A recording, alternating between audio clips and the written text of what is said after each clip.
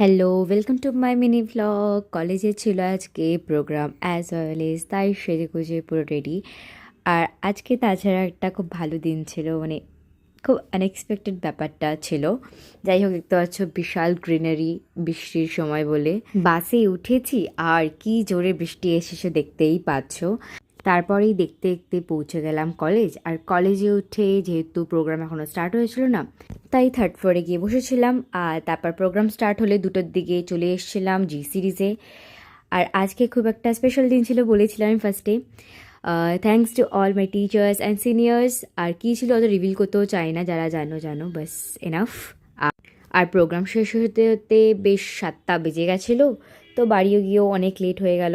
ব্যাস অনেক টায়ার্ড হয়ে গেছিলাম, বেশ বেশ টায়ার্ড, মানে সকাল থেকে গেছি আর 7টায় বাড়ি ফিরেছি, তাহলে ভাবতেই পারছো।